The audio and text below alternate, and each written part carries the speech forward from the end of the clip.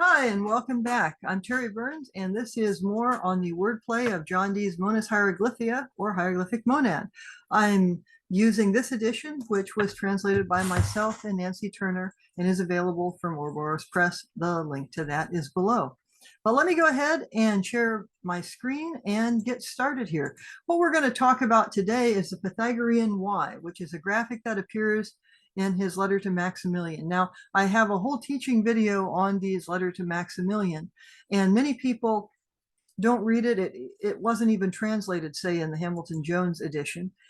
And yet, even though it is long and frankly difficult, it sets the scene for what is coming. So let's look at this Pythagorean Y. We have it here in the original. I'm going to give it to you in English in a minute, but what I want you to notice is the combination here. If he's using Arabic letters, some Latin, and some Greek for this term.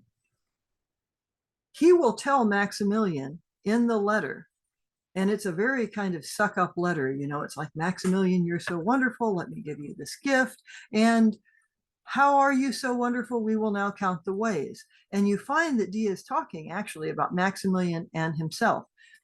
And he exemplifies this with this Pythagorean letter. Writers from Virgil to Petrarch talk about this, and it's based upon the Greek letter upsilon, or at least some people think so. It represents the symmetry of two diametrically opposed life paths. Now, if you look up at the top here, these words that I said are in ancient Greek, you may even be able to guess at. Tyrannos, a tyrant. This one's a little more difficult. Pneumatikos, that is someone inspired by spirit. They're types of leaders.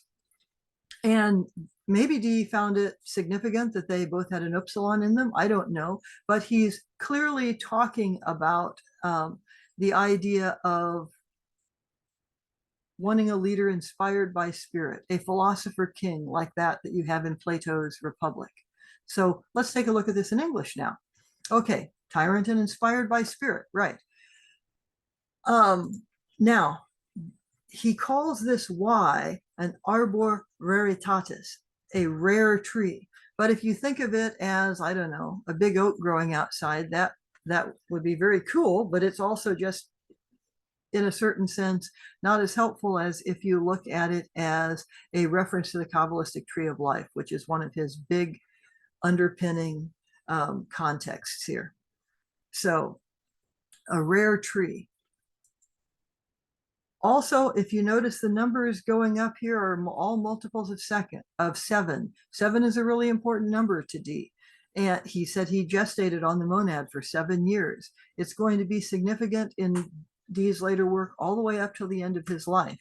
So then there is a choice. There will be a crossroads here. You can have multiple meanings of the crossroads, of course. In some old alchemical texts, you get Hecate at the crossroads mixed in with Greek, Latin, and other symbolism. So we're in a time where we mix context and shape them in the particular way a person wants to go. And that's exactly what Dee is doing here. All right. If you look at this Pythagorean Y, though, this is another one, and this is from a guy's blog, gnosticwarrior.com. His name is Mo, and this is just a stylized letter he found in some Renaissance text. You'll notice it doesn't have any numbers. It doesn't have any words. It has just the two paths. Here's a guy going up this path, and there's a lot of good food. He's going to have a good time. And he is just swinging around on this rope, and eventually he's going to plunge into the flames. Isn't that a happy thought? So here's this guy who looks like he's having a miserable time, struggling past all these challenges, but he's going to get up here and he's going to be a just ruler. He's going to have a kind of a life of philosophical pursuit. So now let's go back to the one in the hieroglyphic monad. Okay. This is what Dee says in his letter to Maximilian, as translated by Dr. Turner and myself. He says, "It occurred to my searching mind that the course of human life can be divided into two diverse courses of destiny, of which most enter the second, that is this one, that leads to anxiety, deception, and vice." Okay. He says, as soon as the running of infancy and childhood passes, the youth entering the next race feels his mind twisted by options. Then, hesitating somewhat, standing at the crossroads, with little judgment, he must at last decide which path to take.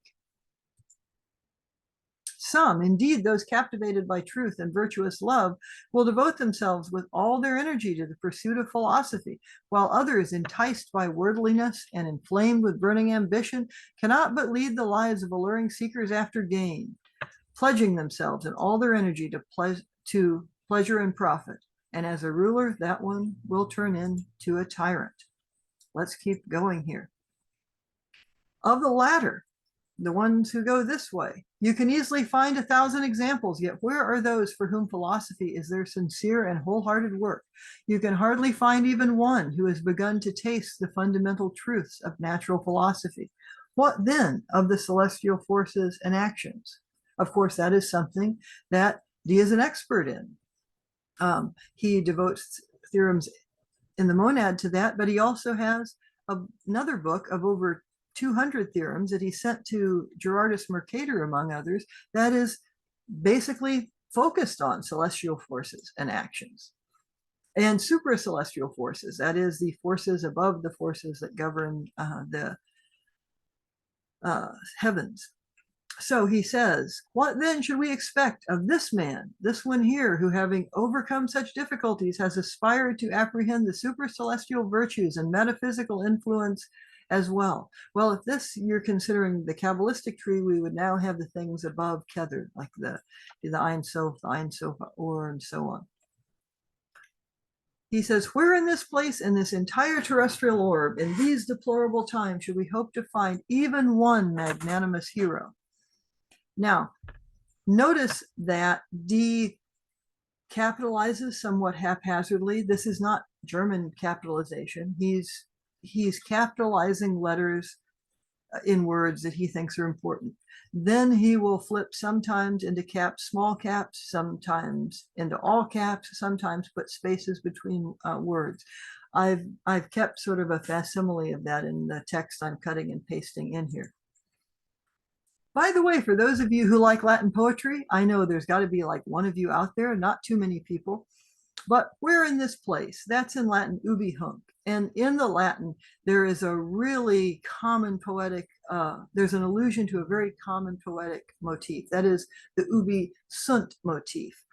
Ubi sunt means, where are those who were before us? Where are they now? Where are all the great leaders? They're dead. Where are all the soldiers who defended us, who are so brave? They're dead, and so on. Because ubi sunt is usually followed with ubi nunc. Where now, meaning they're not here. So D is making that allusion in Latin. There's if you're a student of Latin, there's a whole paper for you. Okay. Where in this place, in this entire terrestrial orb, in these deplorable times, should we hope to find even one magnanimous hero? And of course, in saying that, he is pleading with Maximilian, please be that hero on the one hand, and on the other hand, he's saying, I am that kind of hero. I'm the kind of philosopher that you as philosopher king need. And then he will say, for if we follow the progress of our proportion of 1,000th, which was not taken randomly, why not? I'm going to get to that at the bottom of this slide. We ought to expect that this unique and most fortunate specimen is 1 in a million among true philosophers, or 1 in 1,000 million men of the common sort. And when you're reading this also, you see that the font size in the original getting smaller and smaller.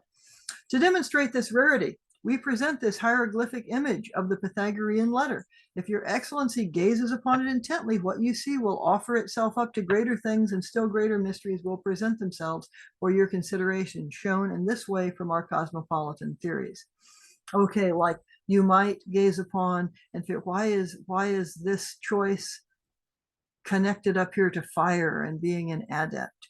Well, fire is what you use in alchemy. So this is talking about the alchemical transformation of an individual from this tortured young person at the crossroads into an adept, just as one example. You're also going to get all 4 elements there, right? Earth, water, air, and fire. Inspired by spirit is going to be ether. Cosmopolitan theories. There is a big deal among scholars of Renaissance alchemy about who is the cosmopolitan. Now, whoever that person is comes after the time of D. It could be Edward Kelly, it could be a number of other people, but a cosmopolitan, without attaching it to the person who is the cosmopolitan, just means at this time, a humanist who is wise and travels among many different countries, basically Christian European countries, speaking in Latin, the language they all share, and taking the best of the philosophy of each place. Okay, moving on to this thousandths. In Latin, D makes the numbers on the Y, the ones in Arabic, other than these ages. There are multiples of different powers of 10. Basically, the bigger ones are all multiples of the myriad. In ancient Greek, the myriad can mean 10,000, but it also is simply a very large number of things. And that's what we mean today if we say a myriad. There is a myriad of reasons why it means, well, there's a very large number of reasons why. So literally 10,000 or just a large number of things. And so he is multiplying a large number of things by different powers of 10. And that's the important takeaway here, because throughout D is going to stress the significance of denary numbers. A denary number is where you have one and then a bunch of zeros, or else if it's a fraction, you have one as that's the numerator, and the denominator is like 10, 100, 1,000, something like that. So that connects to a very important Pythagorean concept. You have probably heard of it. You'll be surprised how simple it is. It's the tetractys. The bottom line of a tetractys adds up to 10. 1, 2, 3, 4. The whole thing is 10. Sometimes the top point is thought to embody all of these. So you have 10, or the decad, being simply a higher order monad. There will be ways that you can play with this in the hieroglyphic monad. For example, anytime you have the Kabbalistic tree, which has 10 Sephiroth, you will get in any one of those Sephiroth 10 more Sephiroths, in addition to having 4 worlds and all kinds of other things. But that's all I'm going to talk about today. That's all you need to know about the Pythagorean letter in D's letter to Maximilian. Okay, see you next time. Bye-bye.